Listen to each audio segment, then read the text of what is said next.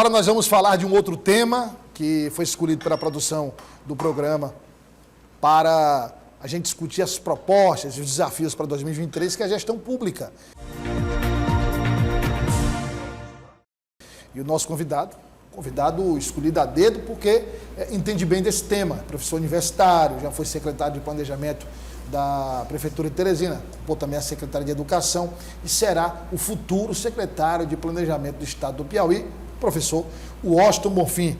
Professor, boa tarde, obrigado pela presença, o senhor que veio várias vezes. O professor Washington Bonfim acho que foi o convidado que veio nas circunstâncias mais variadas que se possa imaginar durante 2022, né?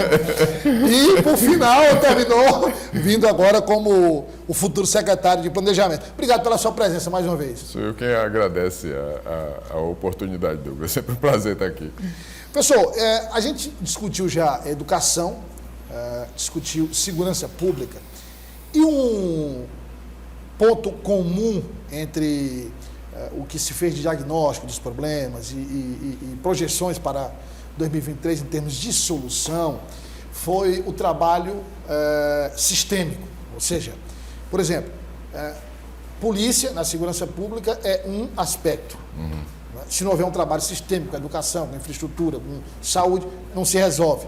E vice-versa, quer dizer, então a gestão pública funciona bem, foi isso que eu tirei, digamos, como ponto comum das últimas entrevistas, a gestão pública funciona bem quando ela funciona de forma sistêmica. É isso, professor?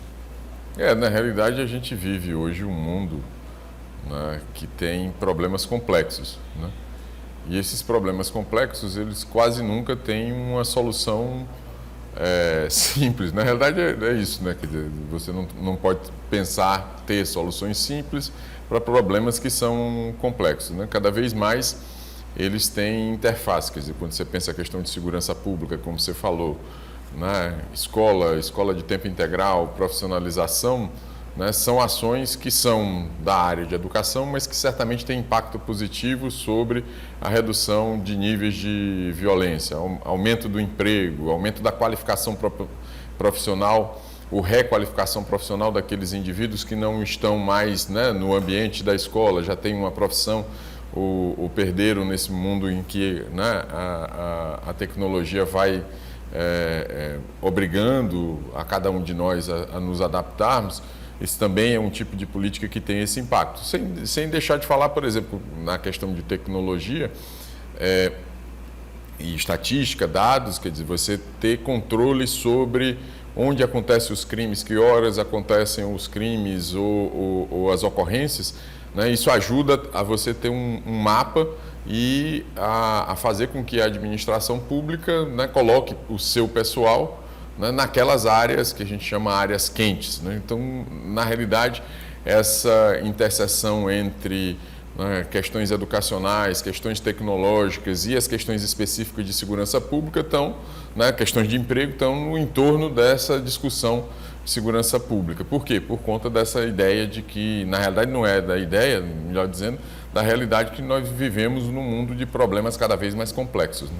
E aí essa tecnologia que o senhor acabou de falar também ajuda no outro aspecto. O senhor falou de estatística, de idade, de hora, de tipo de crime, mas ajuda também numa outra questão que é também interligada ao trabalho sistêmico, que é o perfil social dos envolvidos, né? E aí com esse perfil social, a tecnologia ajuda muito nesse aspecto de se conhecer melhor esse perfil social. Zona Norte, Teresina, bairro tal... o perfil dessa pessoa envolvida no crime é esse, o perfil dele, da família, é esse perfil social. Quer dizer, aí também ajuda nesse trabalho sistêmico, porque dependendo do problema relacionado a esse perfil, entra uma área específica. Isso é, digamos assim, o desejo que se tem para a gestão pública nas próximas décadas, nem digo próximos anos. Hoje você tem várias bases de dados. A educação tem sua base de dados, a assistência tem sua base de dados, a saúde tem sua base de dados, a segurança pública tem sua base de dados. O que faz a questão, digamos assim, menos eficiente, a resolução dos problemas menos eficiente, é que muitas vezes essas bases de dados elas não são compartilhadas, né? Seja por motivos técnicos, por exemplo, tem linguagens diferentes, seja por motivos mesmo de desenho da política pública, porque não se olha, né, sobre vários ângulos para a mesma questão. Um ponto importante é você olhar para o indivíduo como usuário digamos, dos serviços do Estado. Então, eu, Washington Bonfim, eu tenho uma carteira de motorista, eu tenho um vínculo empregatício, né? Eu tenho uma carteira de saúde nacional, que somos todos obrigados a ter. No meu caso, né, por conta do perfil de renda, declaro para o imposto de renda. Como organizar essas informações todas de uma maneira tal, né, que nós tenhamos um perfil de quem é o Washington Bonfim, do que ele utiliza dos serviços públicos do Estado. Se você pensar para as populações mais vulneráveis, né, ter esse perfil ajuda demais. Uma coisa bastante, digamos assim, necessária é a confluência de dados e de discussões entre as áreas de saúde, educação e assistência social em zonas, né, em que vivem populações mais vulneráveis. Ali no ambiente familiar, você pode ter diversas intercorrências na escola, né, intercorrências na unidade básica de saúde, intercorrências na assistência social. Então, você ter o cadastro único, você sabe que aquela pessoa, por acaso, é beneficiária do Bolsa Família, mas ela foi ao UBS ou ela foi visitada pelo agente comunitário de saúde, ela tem tal e qual doença, isso ajuda a programar as compras da saúde para o remédio de hipertensão ou de diabetes, que são doenças crônicas que precisam ser tratadas para que o pai ou a mãe ou a avó daquela unidade familiar não progrida naquela doença. E o acompanhamento do aluno que vem daquela família. Ele está frequentando a escola, ele não está frequentando a escola, ele está tirando notas boas, ele está tirando notas baixas. Por que ele está faltando? Por que ele está tirando notas baixas? O pai, por exemplo, é usuário de algum tipo de entorpecente ou de bebida alcoólica. Está influenciando nessas faltas. Exatamente. Essa compreensão, né, que é ainda... vou dizer assim, ela está muito nos livros, na teoria, né, da política pública, como deveria ser, né, implementada, mas ainda é muito difícil de fazer, porque a administração... Só um parênteses, professor, o senhor fala difícil fazer porque ainda se precisa encontrar uma maneira de integrar. Porque na realidade, se você pensar dessa maneira, quer dizer, você tem... Vamos pensar do ponto de vista dos profissionais que a gente elencou aqui. Então, você tem o assistente social, você tem o psicólogo, você tem o professor, você tem o enfermeiro, você tem o médico, né? Para olhar uma unidade familiar, né, que eventualmente tem um problema, né, ou de emprego, ou de renda, né, de baixa renda, portanto precisa de um auxílio.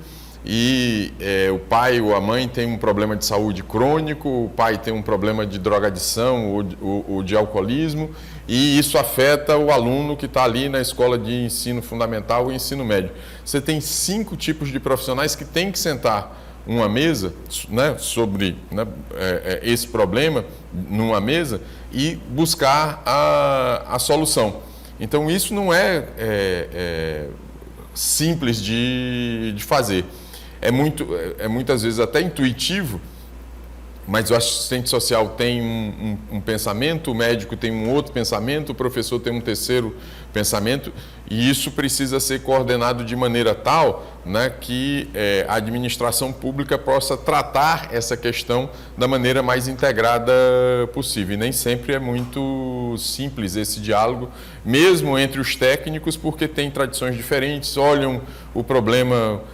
no geral, pode ser que alguém da área de saúde olha pelo lado estrito da saúde e acha que não tem nenhuma responsabilidade sobre o fato de que exista um ambiente de violência dentro da casa, daquela unidade familiar, decorrente de um problema ou de renda ou de perda do emprego, né, ou que a criança quer dizer, a criança sofra, né, algum tipo de violência. Quer dizer, isso tudo não é é muito, digamos assim, é simples de você organizar, ainda mais quando você está tratando, no caso de Teresina, 900 mil pessoas. O senhor está falando, é difícil dentro da saúde. Imagine todas as áreas. Todas as áreas, exatamente. É muito complexo. Mas antes da gente fazer a projeção para o governo do Estado, 2023, para o Estado do Piauí, é muito sintomática essa questão da má administração, quando a gente não tem ali o básico. Todas as administrações, quando a gente faz um balanço, tem problemas. É impossível você, digamos, tirar nota 10 em tudo, é impossível. O que se busca é acertar o máximo possível, tentar se atingir o máximo possível em relação às metas. Mas, por exemplo, Teresina, a capital, ela tem vivenciado, desde a última eleição, uma realidade que destoa completamente da sua história. Então, se a gente considerar lá mesmo Alferraz, né, Francisco Gerardo, Heráclito Fortes, Freitas Neto, Firmino Filho, Silvio Mendes, você pode encontrar vários problemas e apontar vários erros em todas essas gestões. Mas todas elas mantinham uma certa linha em comum, que era o básico dos serviços, uma boa estrutura na cidade, em todos os aspectos, um atendimento considerado bom à população, na saúde, na educação.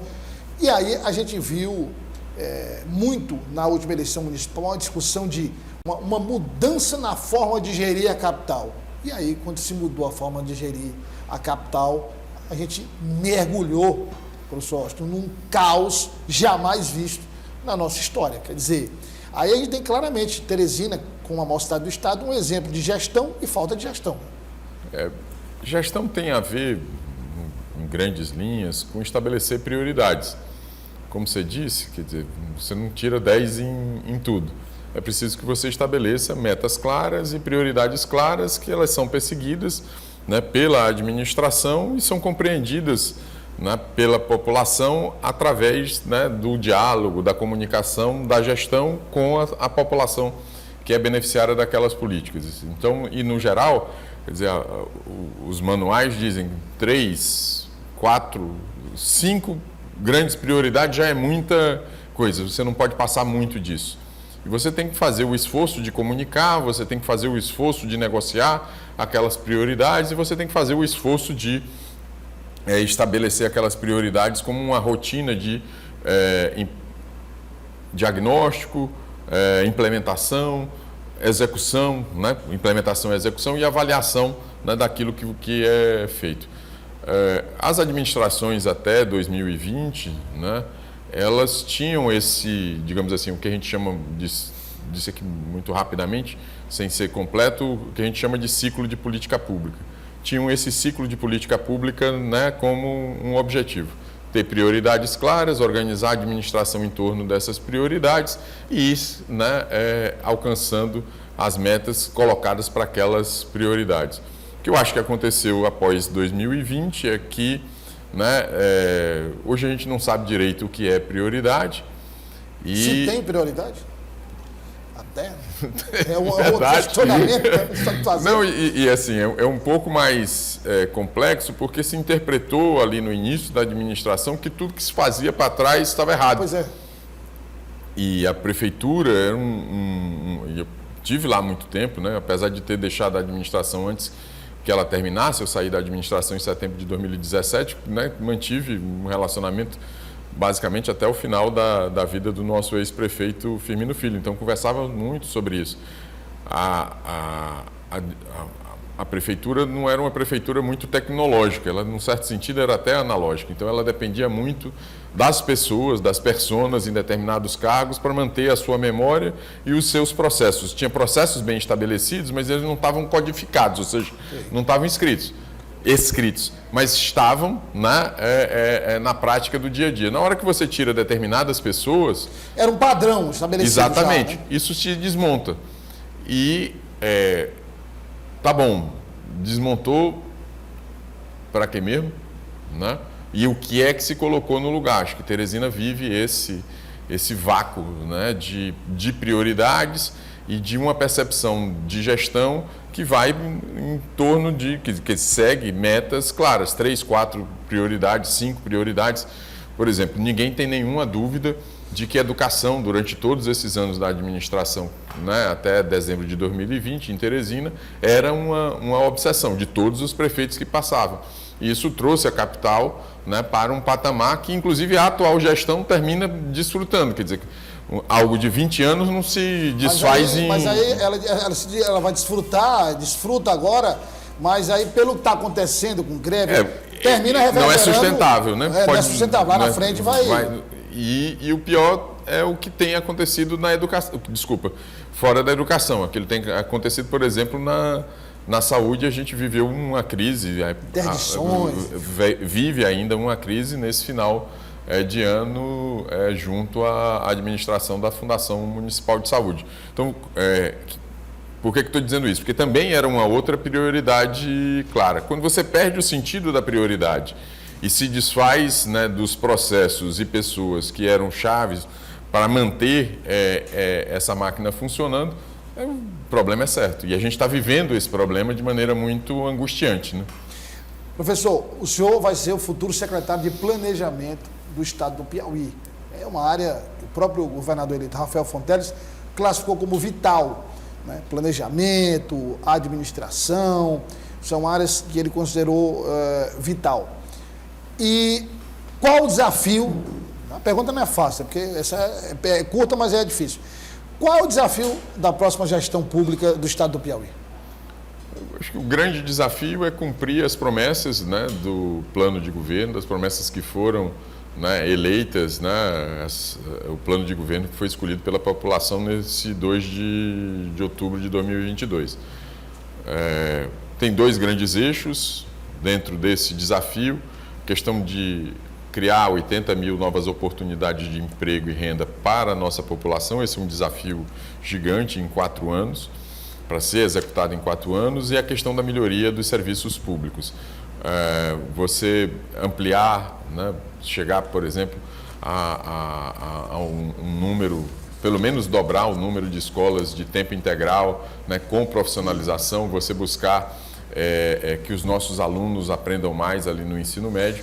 Isso são, digamos assim, são 2 dos temas principais desse conjunto de prioridades. Um terceiro, né, de desafios, como a gente colocava, o terceiro é trazer a administração para um ambiente mais moderno, mais contemporâneo, né, em que o cidadão, né, tenha menos filas e tenha mais facilidades para usar os serviços do Estado, seja numa marcação de consulta, seja num histórico escolar, seja num órgão importante como um DETRAN, né, que muita gente se serve e utiliza disso, seja na abertura de uma empresa, já houve alguns avanços, seja na questão de oferecer oportunidades, né, de qualificação profissional na área de tecnologia. Então, esses 3 grandes aqui: modernizar o Estado, modernizar a máquina pública, ser mais tecnológico, né, ter uma educação de qualidade focada no tempo integral, com profissionalização da nossa juventude,